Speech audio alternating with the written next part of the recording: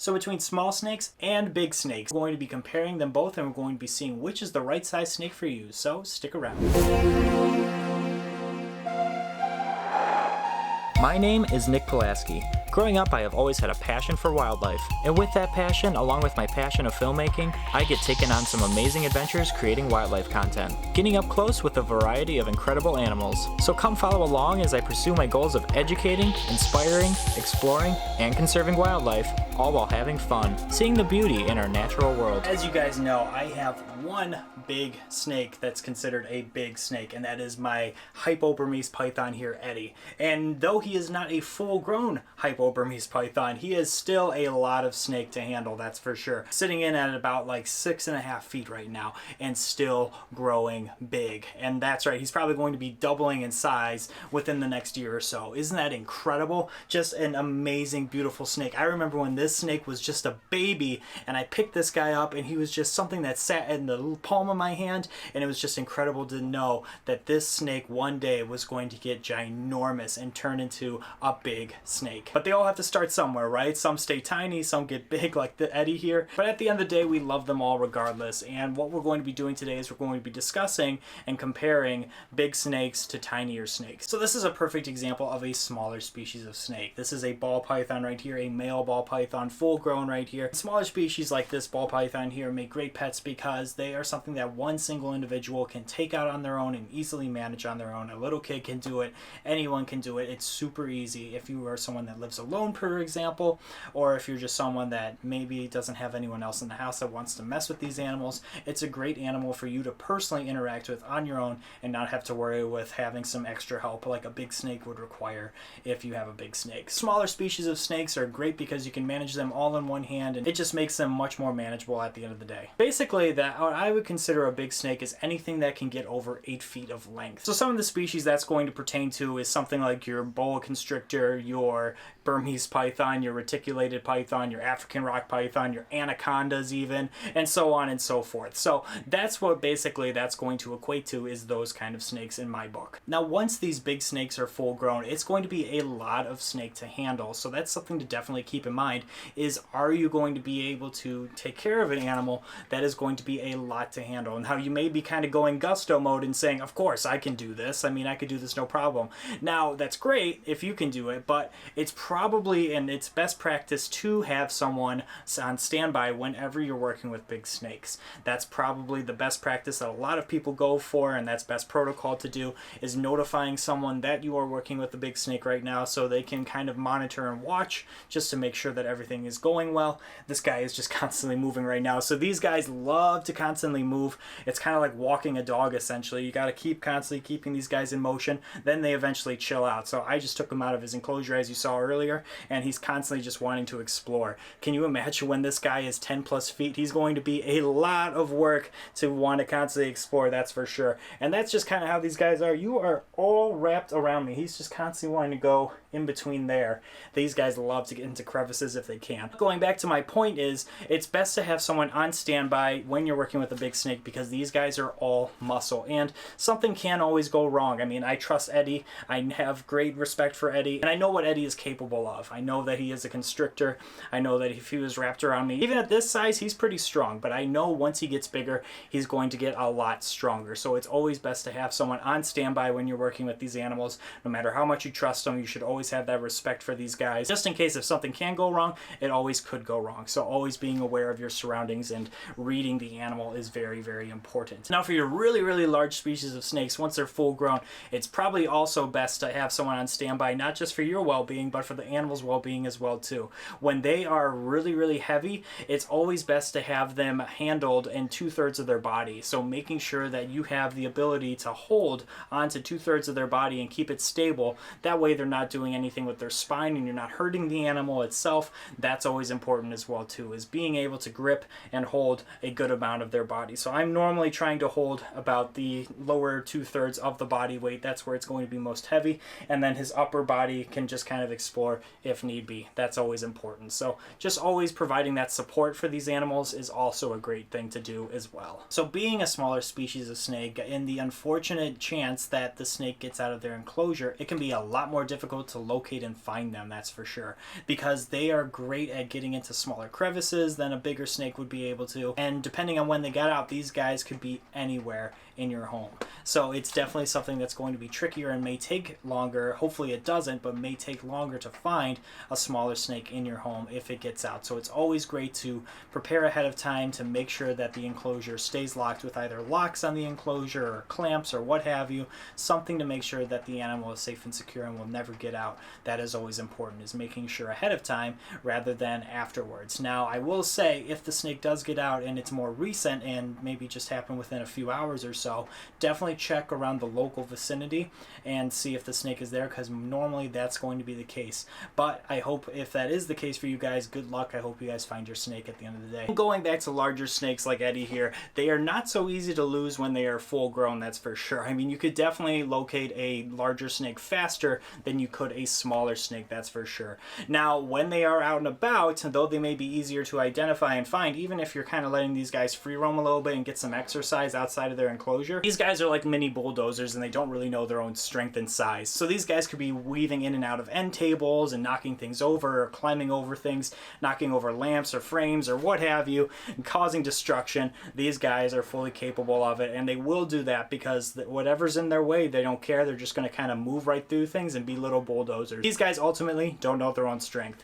What can you do? So smaller species of snakes don't require large prey items necessarily, so they're not going to be eating pigs or bunnies or anything. The snake definitely won't be. It's going to be eating rodents, and some animals will be eating chicks or what have you, depends on the species. But it's only going to require you a few bucks every month to feed your snake, which is going to be a lot cheaper than feeding a larger snake, that's for sure.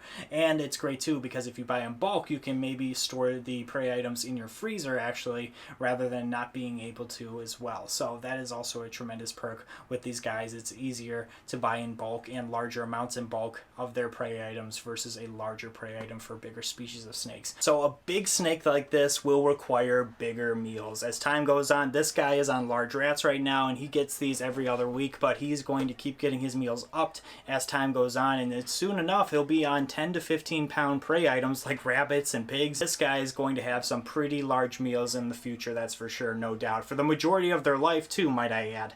So these guys don't stay small and they grow like weeds for sure.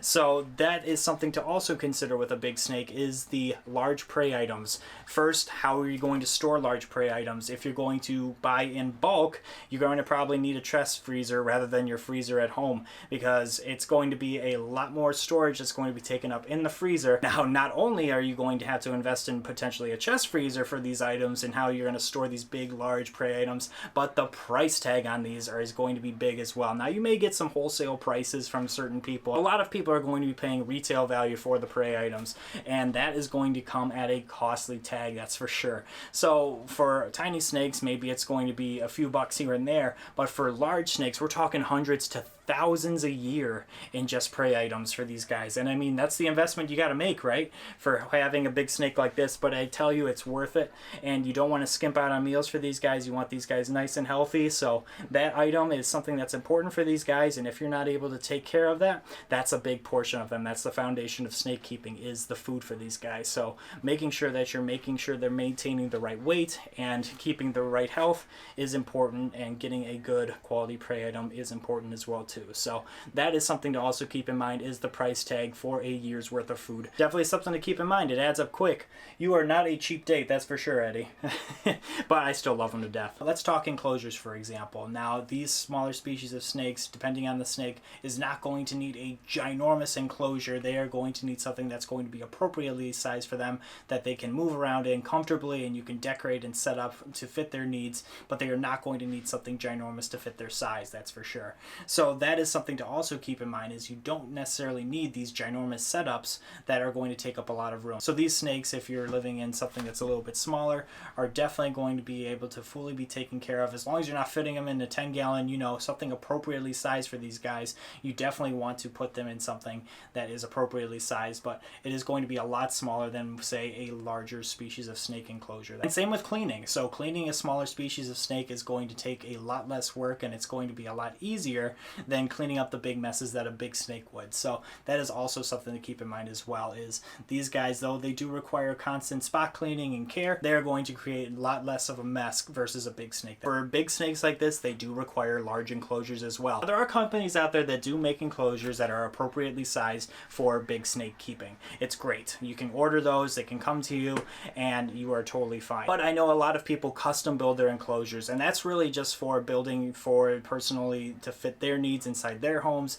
That's something quite common for them to do, so they will custom build the enclosure itself. So these guys do require a lot of space. They love to move, as you guys see. These guys love to explore, so having a big size enclosure that's appropriate for them is very important for these guys. And if you don't have the real estate available in your house to care for these guys and set up an enclosure for these guys, it's probably best not to get maybe that dream big snake of yours, and maybe hold off until potentially you're able to, or maybe it's just something that's not in the cards. I mean, for the longest time, I wasn't able to keep a Burmese python solely for the reason that I didn't have the space necessary to take on a full-grown Burmese python. And even the enclosure for him right now is not going to be for him when he's full-grown. I'm going to be falling probably in the camp of building a custom enclosure for this guy. I already have the plans mapped out, and once he gets a little bit bigger, we're going to start mapping it out and framing that, because it's going to be a really cool walk-in enclosure is what I'm envisioning currently. Those plans could always change, but that's what my plans are so far, is doing something like that. With big snakes comes big messes, so they will definitely blow up or mess up a cage quite quickly and in big amounts. So big snakes equal big poop, big peas, everything like that. So they're going to dirty up their water bowls,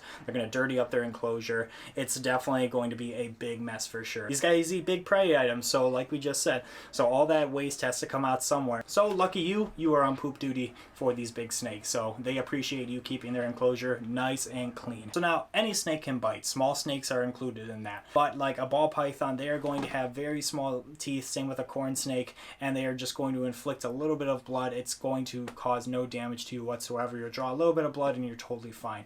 A lot different of an experience versus a big snake. Now, just because they can bite you doesn't mean they're going to be out to bite you, that's for sure. So I mean, like I said, this snake is comfortable with me handling it, so it's just curious, it's just moving around, it's easy for me to manage. Like I said, a little kid can handle this with ease all by itself. Now, that doesn't necessarily mean that big snakes are aggressive or all small snakes are placid. It means that there's always going to be mixes in the bunches, that's for sure. Depending on species, depending on the snake itself, there's always going to be mixes for sure. But I'm just saying, in terms of perspective, snake bite from a small snake is a lot different of an experience versus a snake bite from a larger snake, that's for sure. We kind of touched on this earlier, but I raised Eddie up from a baby. So I got this guy when he was just a few months old. Now look at him, he's a few years old, he's very, very large now, and he's still growing in length. But this snake is totally tame, and though I have some trust in this animal, I also have a lot of respect for this animal and its capabilities. But what I made sure to do ever since he was young was made sure that he was willing and comfortable with being handled, and that's why you have such a placid snake like this right now, is because of that comfortableness that he has. So I can completely just pet him all over his body, and he is totally fine. Now, that doesn't mean that I'm fully letting my guard down on this guy. I do have tremendous respect for this animal, even at this size, not being full grown, on what he's capable of. So I am also being aware that this snake is also capable of biting. But knowing that power is definitely something you want to respect, because it's a lot different of a bite versus a corn snake, that's for sure. These guys, especially at full length, is definitely a more powerful bite and powerful constriction than, say, like a ball python or a corn snake for sure. So definitely something to keep in mind as well, is the power that these guys have and respecting that. So now there are also Goldilocks snakes, where kind of they fit in the middle. I would say like your Goldilocks snakes would be kind of like your Woma pythons, your carpet pythons, your rainbow boas, you know, snakes snakes that don't get super huge, but don't also say super small. I would even say ball pythons can fit in that category. The females get a lot larger, and I have some big females, that's for sure, that can kind of go into that Goldilocks medium size range. So there are medium sized species of snakes if you want to kind of meet in the middle as well too. So that's also something to consider as well. There's a whole bunch of species out there, more than I just named, but definitely something to also consider. But don't go out willy-nilly and just pick up a random Burmese python or a reticulate python or an anaconda and think that's a great first pet snake. I know people that have gotten their first pet snake as a big snake like a Burmese python, and it's worked out for some of them, but it's an impulse thing that's not for everyone. So you really want to make sure that you have that experience, maybe shadow someone and learn from someone that does work with these animals and kind of learn from them and learn the ropes and learn how to handle these guys and so on and so forth, and the care before you jump into something this big. So I want to know from you guys, what do you guys think you prefer, and what do you guys keep personally? I want to hear that as well. Do you guys prefer bigger snakes, or do you guys have like smaller species of snakes? I want to hear it all. Thank you guys so much for tuning into the channel. If you guys could do me a few favors, if you like this video and subscribe to the channel, I would greatly appreciate it. It helps this channel tremendously when you guys do those types of things. If you guys could also hit that notification bell, I would greatly appreciate that as well as definitely check us out on our social media as well too. Thank you guys so much again for watching. Truly means the world to me, and until next time, we will see you guys soon. Take care.